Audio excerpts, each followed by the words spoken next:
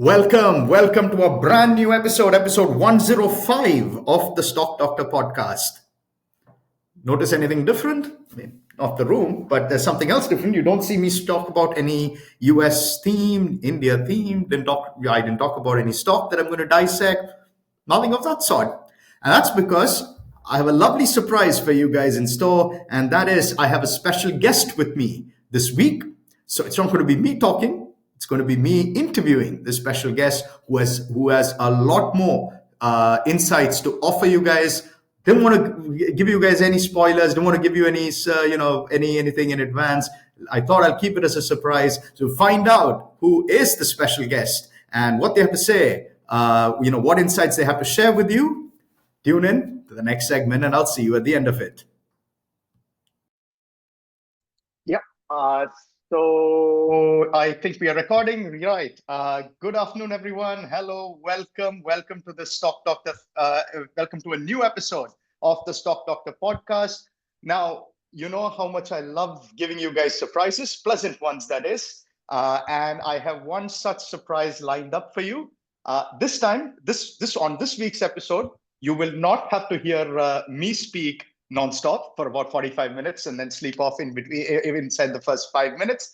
Instead, I have a very special guest on the show. That's right, I didn't give you guys any warning.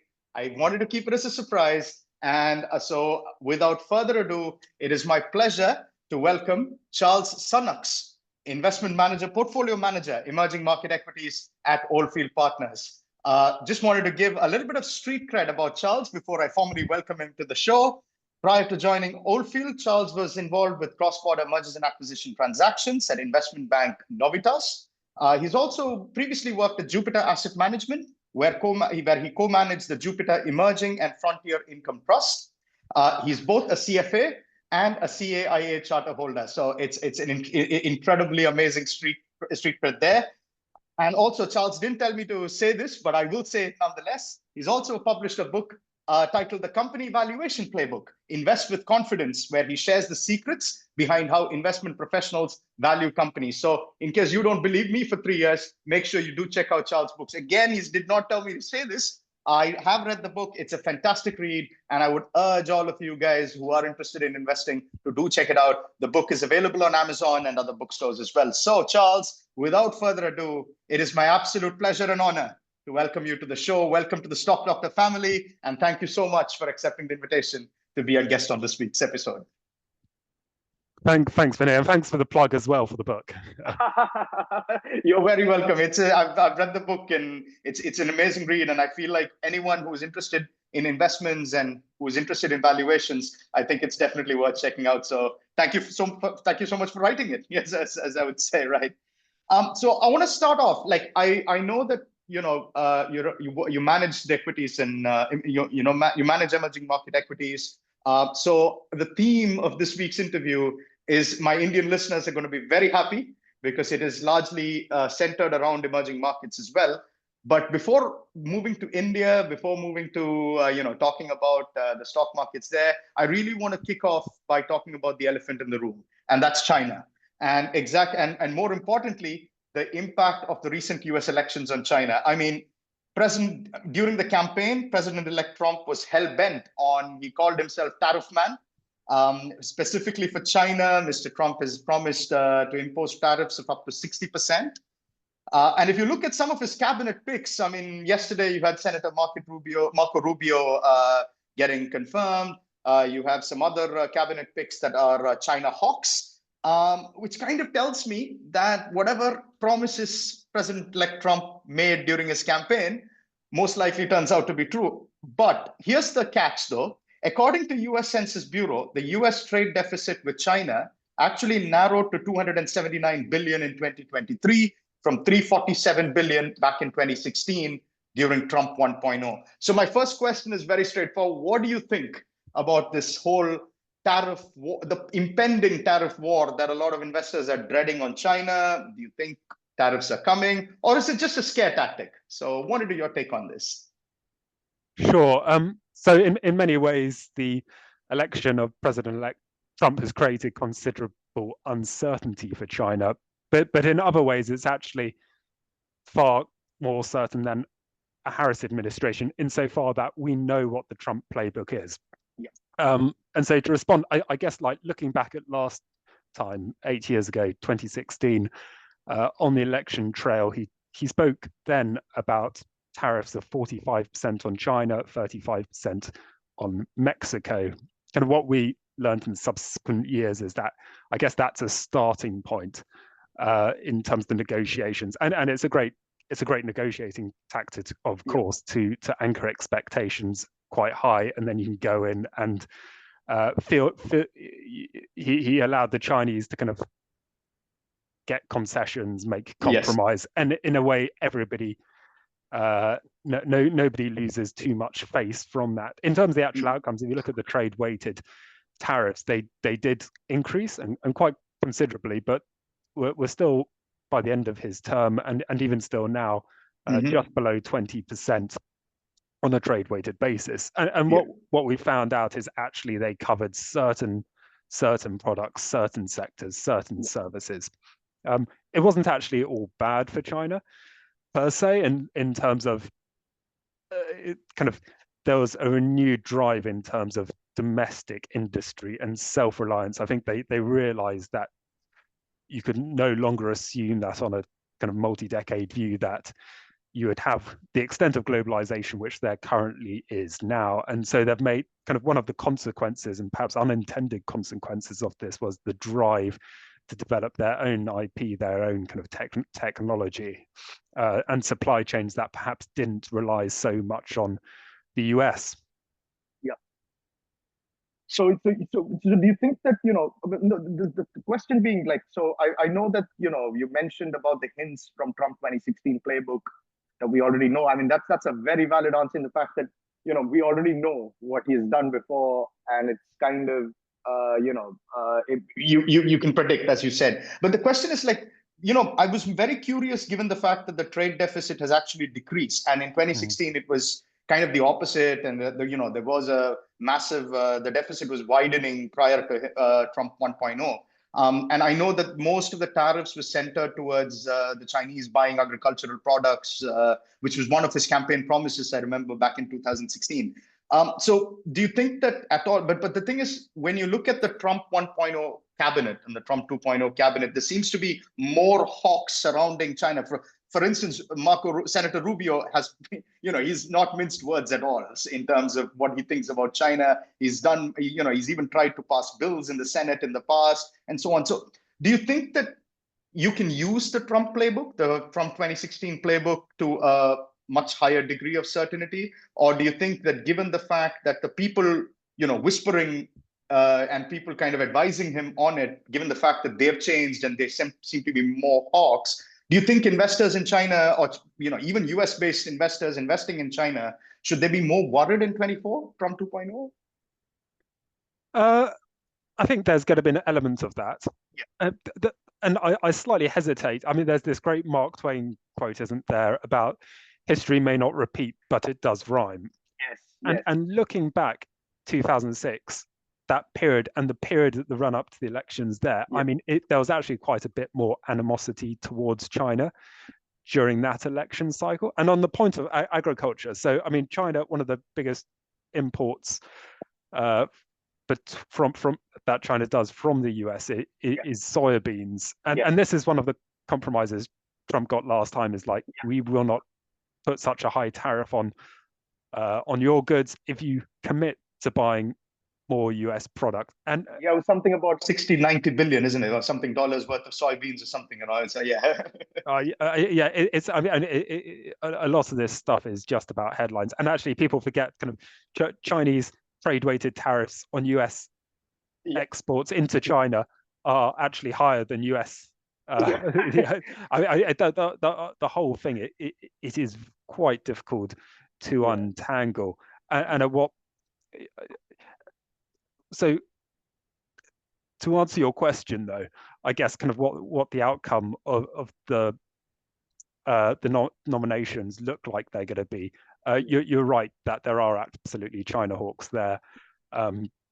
Marco Rubio being one, Secretary of State, he's clearly kind of cited China as a as a threat. And also, I think it's Mike Waltz has been elevated to head of defense or their equivalent of that. And again, he's been a real China hawk as well. Now, I'd like the other end of the barbell to that, though, would be perhaps Elon Musk. The extent that he perhaps has the president's ear is a question mark, right? But there's no doubt. I mean, Elon has been investing in China. He's got a huge Tesla factory in China. Tesla's been a reasonable success there. China's obviously a huge auto market for him. So I imagine that there will kind of probably be some friction of views in that respect. But at the end of the day, kind of for the US to be strong, you do need a reasonably strong China as well, because they are a large component of the global economy. And I think kind of policymakers will not want an utterly decimated China. That's not in anybody's favor. It's more kind of rebalancing of power that they see. I'd also be mindful at this point that one of the differences between the world perhaps now than 2016 is that it is that much more multipolar. And China has been doing kind of significant amounts to make relationships, trade partnerships with other emerging market countries. Kind of the BRICS, those conferences are actually now a big thing. And that won't be overlooked as well. The amount of leverage that the US has over China has not diminished, but it has slightly reduced. And even if you look at US imports from China now, like the import data, of course, kind of where you get the figure from, it always changes. But kind of over about 6 or so years, it has fallen. It has fallen marginally. Again, it depends where you get the data from. I mean, the very rough figures are about, there's about $700 billion of total trade between the two countries. China imports about 200 billion of US goods. US imports about 500 billion of China goods. So there is still very much an imbalance in that relationship. Exactly. But perhaps that will rebalance out over time. Okay, all right. I mean, you've taken my next question straight up, which is about, do you really think Musk is going to be a trump card? No pun intended here, but can he actually be China's ally in the White House? Because you're absolutely right. I mean, he's one of those foreign, one of the non-Chinese. Tesla is one of those non-Chinese companies, only non-Chinese companies, I believe, that has its own factory. I mean, I remember the time when Musk had plans to build a factory in India. He canceled last minute in order to go to China to get more sort of leverage, to get their approval for Tesla FSD. So the kind of relationship that Musk and China have had over the years has been, he values them a lot more than what people give him credit for, I suppose. So do you think that the presence of China, like you said, can have an offsetting effect? In some ways, it's interesting when you look at his appointment, and I don't know if it's official in terms of it's an official appointment, but he seems to be job sharing this role. What's it? The dojo, the Department of Government Efficiency. And in a way, that's very much a domestic role, and that's probably by design in so far that if he was to take on a more international role, then actually that starts to be reflection, perhaps starts to impact his own business interests, and not just Tesla, but Starlink perhaps too as well. I mean, people forget, like, Starlink is growing like an absolute weed, and perhaps will even IPO this year if you believe the analysts. The challenge will be if people start to associate Starlink as a very kind of political and kind of statist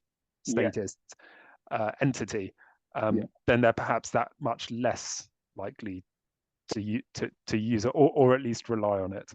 Okay. Oh yeah, no, it makes sense. No, I mean, because there's always that offsetting effect, isn't it? When you have like somebody who has to be pro-China for his own business interests, not personal interests, but and then you have the hawks on the other hand. So this is what I feel like Trump 2024 is a bit different than 2016 in terms of the approach to China. Right. I'm going to stick to the same theme on tariffs, Charles. It's just the fact that let's assume, we have Trump 2016 playbook. goes somehow by the same play, he uses the same playbook, or maybe sometimes even more harsher, could you see China retaliating? And if so, what sectors would they likely to be targeting in the US? It's difficult to tell, I think, how China would retaliate this time. So last time, what they did is they managed to kind of, I guess, push negotiations to the extent that you started to creep into the midterms.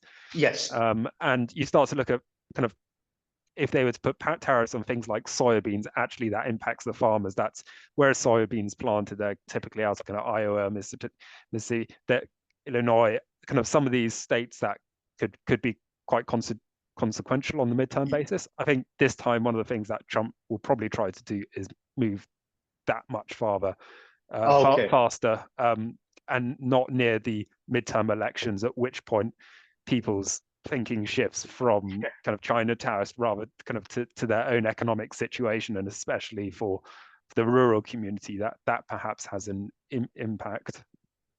Yeah, no, makes sense. Absolutely. I mean, let's move away from China, but sticking with the tariffs. I mean, there was a report by Goldman Sachs about 2 days back, and I have the report with me, which actually mentioned that, it's not just China who's facing the threat of tariffs, but if you really think about it, countries like India, South Korea, and more importantly, Vietnam, who are actually, the kind of main players trying to take advantage of the tariff war against China. But apparently, according to this report by Goldman Sachs, these countries are also, who are US allies, but could also face the same tariff problems. I mean, for instance, Vietnam's trade surplus with the US between January and September this year stands at $90 billion. I mean, that's the highest among all the emerging markets. And, Vietnam was considered to be one of the leading contenders of the China Plus One strategy for the manufacturing. What's your take on this report by Goldman Sachs? I just to give you more information, like President-elect Trump has already said that he would put a blanket ban of 10 to 20%, blanket tariffs of 10 to 20% on every other country imaginable, according to him. But do you see that happening to other Asian markets? And if so, what happens to the emerging market bucket as a whole? Yeah, so it's a good point. So I haven't read the report. Yeah. For us, it slightly goes on a market by market basis, and there's 2 points here. The first is materiality. That to what extent is that country reliant on exports to the US? Now, in the case of Vietnam, actually, that is one of the most reliant. I think Vietnam and Mexico are the two big ones. Yeah. I might be wrong, but I think it's something almost a fifth of GDP. In terms of reliance there. So that does have an impact.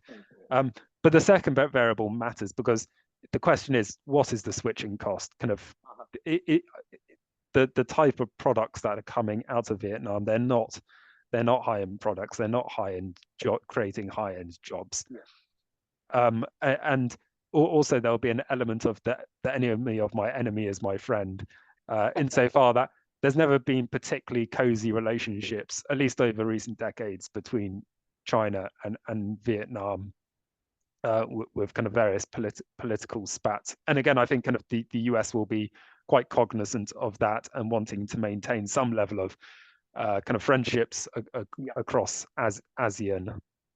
Okay, no, makes sense, because I know that Trump, I mean, as far as India is concerned, he's always been a big fan of PM Modi. He always calls him his friend, and I remember that. And I also know that given the fact they could use the reliance on India to counter China's whatever the threat that is, because given the India-China problem. But when I read the report, it was like for the whole EM bucket, that could it looked like trouble. So I wanted your take on it. But it makes sense that at the end of the day, enemy of your enemy is a friend. That approach, which the US has been very famous with using. Yeah. Yes, yeah. I mean, for us doing emerging markets, one of the more interesting ones in a way is Mexico. Yeah. And Mexico is a very difficult one to call, because so if you look at last time around, you had NAFTA renegotiated to the USMCA, and I mean, it was less favorable, but it wasn't a dramatic shift. Yeah. And actually, if you look at US imports of Mexican products since, that has actually risen. why is that? And that's because you had this nearshoring or friendshoring of manufacturing and production away from China, closer to kind of a nation that has been relatively friendly to the US. And so there's all these kind of second order and third order effects, I think, kind of that run out of some of the decisions that are made within the US policy circles. And so they'll just be quite cognizant of that. And that's why I feel some of these points are perhaps a bit more complex than perhaps first seen. Or another kind of key variable, I think, here is perhaps also US inflation. Because tariffs are, of course, naturally inflationary. Some, if not all of the tariff is so often passed on to consumer. And there's some quite interesting research out of the Peterson Institute on this, the extent that it'll be inflationary for families. So it's about keeping the balance, isn't it, at the end of the day? Instead of going all out on tariff, you've got to keep in mind that, that makes sense. Charles, I just want to move from China to India, my home country, and, where a lot of the listeners are from, they're keenly watching. Just want to, there's been rampant selling by foreign institutional investors in India. They're rotating, as they rotate from Indian equities to Chinese equities on account of recent stimulus measures, as well as the poor, Q2 earnings of India. So it made complete sense to make that trade tactical switch. Last week's episode, I actually talked about this. I called this a short-term tactical trade by the foreign institution investors, given, simply because you have the Indian Nifty trading at 27 times, and you have the Chinese Shanghai A-share index trading at 13 times. So it was very obvious the tactical trade happening when one has a tailwind and the other has a headwind. Sadly, earlier this week, inflation skyrocketed in India, went above the central bank's high end of 6% for the first time in a long while, led to further selling in the markets. Not been good as an Indian investor in the recent times. But just wanted to I wanted to know your take on this development. Do you see it as like how I see it, which is a short-term tactical trade from India to China? Or do you think it's more structural? And more importantly, will Trump 2.0 reverse this trade? So sort of mixing these factors together. Yeah, so just by means of background, so I'm a value investor. But for me, kind of value is first and foremost whenever looking at any investment. And a good company does not necessarily mean a good investment. So we decouple between the two. When it comes to India, we think that there are some exceptional structural growth opportunities and some very savvy businessmen and women in that country. So we get excited on the operational side. The challenge for us, and you've alluded to this, is just the valuation. It is, and our concern, and we only have one holding in India, but our concern is and as value investors, we look into the past as well for content rather than any type of belief that we can project forward. And where you think there is some analogy is when you look at the China A-share market. Now, China has kind of its onshore market, which is the Shanghai and Shenzhen exchange, and then the offshore market for public equity, which is largely in Hong Kong and US. Whereas Hong Kong and US are largely dominated by foreign institutional investors, the local exchange is really very much retail-driven, local domestic money. And so in many ways, it's actually quite similar to the India market. And China A shares went on the most phenomenal rip upwards over kind of the latter, much in the middle to latter 2010s. Valuations a bit like India became peaky. A lot of the same narratives that were put around India at the moment that were around China, like domestic savings. Every time the market drops, there's plenty of money to come in. And the problem is that when the momentum went, actually the drawdown was very large. You didn't have the valuation support there, and so and almost because so much of it was retail driven, so kind of individuals putting their money into the stock market, you actually had this then knock-on economic effect because confidence was hit by the stock market. So actually your likelihood of going to buy a car or something because you're seeing red across the stock market is that much lower. And so you had this rolling effect. And it's not to say that there are no investment opportunities in India. There almost certainly are. but we just find far, far more compelling opportunities in other markets. So India, you're trading quite materially now above your kind of 10-year average or so. And that's a very different backdrop to a lot of these kind of countries in ASEAN, for example, Indonesia, Philippines, China, Mexico, Brazil, all these other emerging markets have really had a pretty dismal decade or so. And so you've had what's been quite a radical decoupling of valuations. And as a value investor, that's our starting point. A growth investor would tell you a very different response. They'd say India's growing, therefore buy India. No, I mean, I think I also heard Mark Mobius say the same thing as well, like growing, growth in India, so buy India, the same thing. But I totally understand, because I think if you look at the consensus on the, not just in financial media, but even if you look into like key analyst takes on the Q2 earnings, some of the FIIs, they're basically voicing the same opinion narrative that you mentioned, which is the sort of valuation at the end of the day has now sort of peaked. And I think a lot of the technical analysts also are now seeing a pretty subdued end to the year in India, because Q2 earnings were absolute. I heard somebody call it nasties. There's been very colorful words to describe the Q2 earnings. So I totally get it, because as a value investor, I totally understand your take on it. So do you see, so you're saying basically it's more to do with valuation rather than anything to do with Trump 2.0 or any of that sort, right?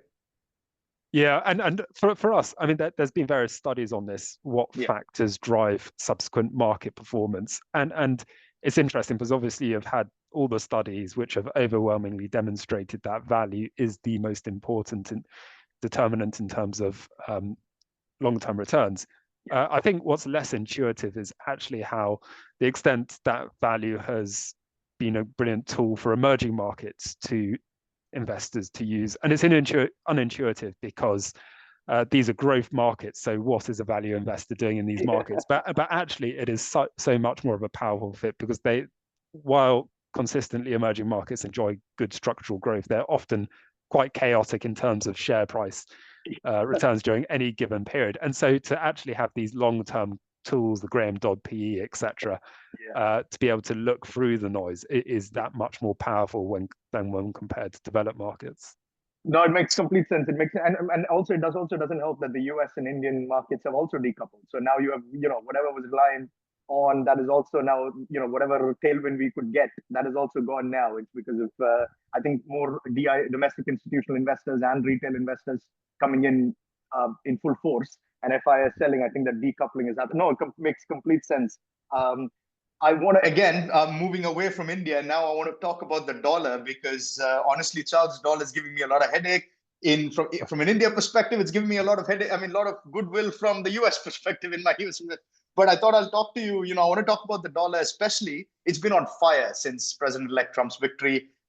It's had clearly a negative impact on some of the emerging market currencies. I mean, Indian rupee earlier this week on Tuesday touched an all-time low before relatively ending the day unchanged. I was reading this piece on Financial Times by Robin Brooks. He's a senior fellow at the Brookings Institution. He claimed that the consequence of Trump tariffs on the renminbi, which is the Chinese currency, will by extension have, he calls it, a seismic impact on other EM currencies. Do you see it the same way? Do you see the jump in dollar as a long-term headwind for the EM trade? Or is it just a short-term bounce that is likely to be short-lived? I mean, we don't take so much a currency view. The key point for us is looking at dollar when thinking about exporters, but also when thinking about those that have been using dollar debt funding. Yes, yeah. So that, of course, caused the last kind of big financial crisis in Asia, was just kind of ASEAN countries going to the deeper US dollar markets to borrow. And then when you had that change in currency shift, that was critically bad for some of those businesses. So that's the key lens that we think about currencies. And I guess it comes back kind of to what I feel we saw last time. During that period, you did have a bit of renminbi weakness, etc. Because one of the consequences of having tariffs is sometimes the correction is not always higher prices. Sometimes it's a lower currency, and then so that's the global economy rebalancing to that. Yeah. It's hard. I think it's hard to make a real determination. I mean, one of the things in China is that inflation is exceptionally low, and for many investors, deflation is as much as concern as inflation. Very true, yeah. When you look at what's driving that, kind of property prices, rental, kind of all of those considerations being quite large factors. A lot of the technology development that you're seeing it should be over time also quite deflationary structurally. And so there's lots of moving parts. And as investors, I think it's terribly difficult to take a strong view on a currency, especially one like the Chinese renminbi.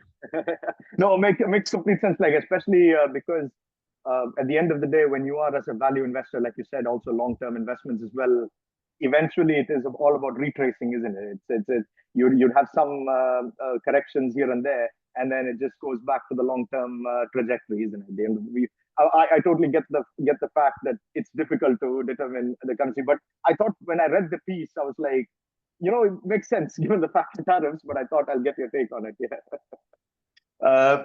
Yeah. So just lastly, Charles, we're nearing the end. I'm well aware of the time. I know a busy schedule as well. Just I've got a couple of questions. I cannot end the show without just getting a small take on the US markets. I know you do emerging markets mostly, but because what you see in the US markets right now is probably logic defying and gravity defying. I don't know how to call it. I mean, you have the Dow hitting 44,000 plus, S&P 500 6,000 plus, Mag 7 skyrocketing, financials starting to reckon. I mean, I could go on and again. All I'm asking is, has the excitement reached euphoric, irrational levels? Or do you think that most certainty post-elections, the bull market is just going to scale greater heights? Because one argument I saw across experts were the fact that they got more certainty post-elections. How we started the show, like you have more clarity, more certainty with what President-elect Trump is going to do compared to Harris. Do you think that's driving it, or do you think it's just irrational, euphoric levels? It's interesting because I wrote about this at the start of 2024, because this year has been an exceptional year when you think about the number of elections that we've had so far, especially in emerging markets.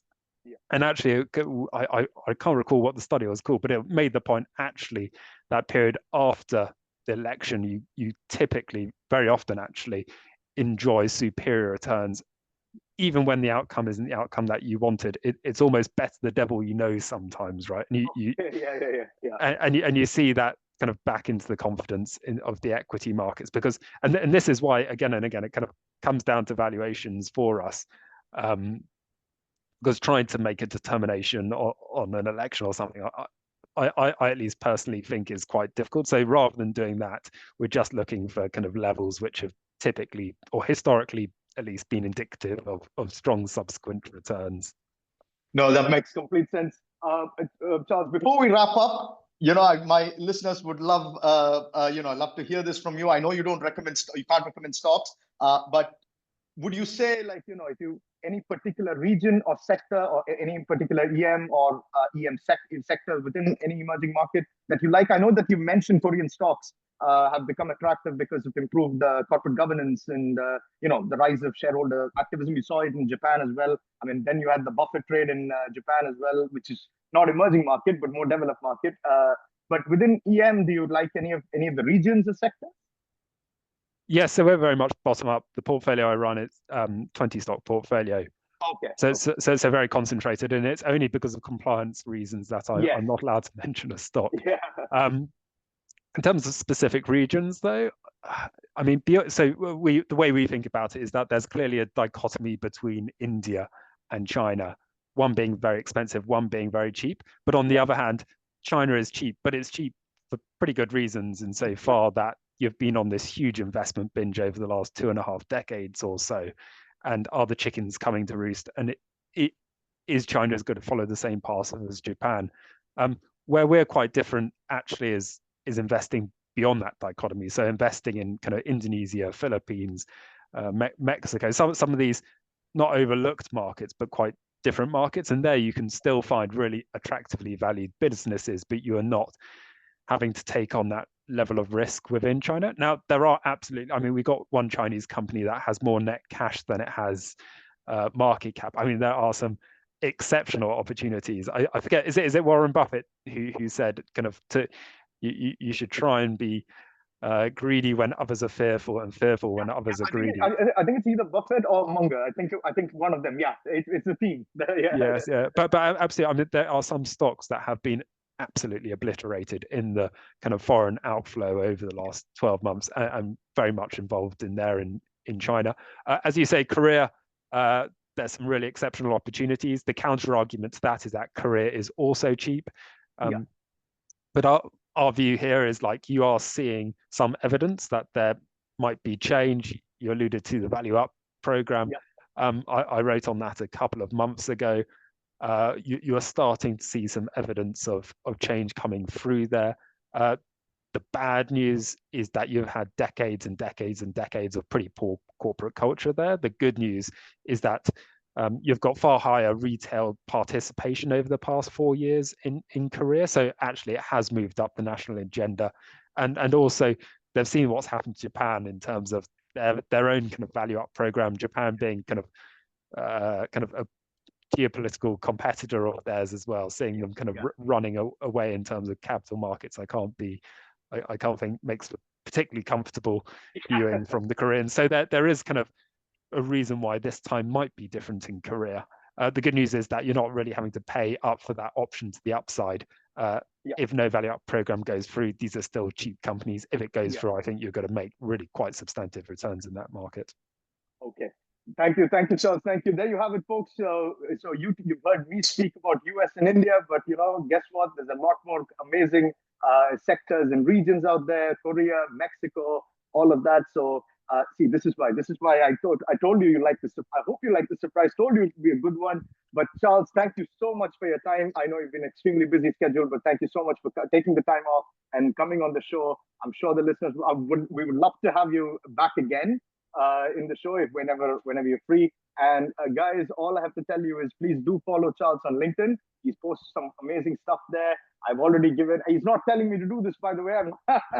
He's not asking me to do this. I've personally followed Charles for a while, and I've really enjoyed his posts. Love this book as well. So please, do follow him on LinkedIn. You'll get ideas about, especially if you like emerging markets. That's it from me. That's it from Charles on this week's show. Next week, it'll be back to me speaking again. So hope you really enjoyed this episode, because next week onwards, 45 minutes of me speaking. But stay safe, make some money until then. I'll see you next week. Thank you so much. Hope you liked that surprise instead of the usual show. I hope you really enjoyed the interview with Charles.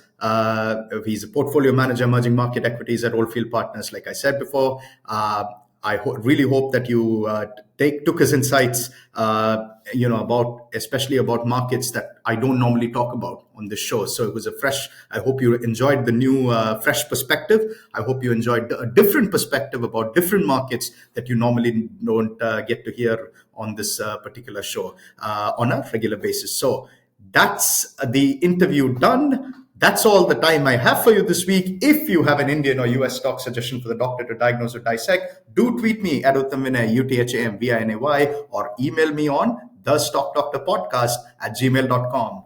That's all the time I have for you this week. I will see you again next week. I'll be back this time. No spoilers this time, no surprises this time. It will be me again talking nonstop. So get ready for that. Until then, stay safe and make some money.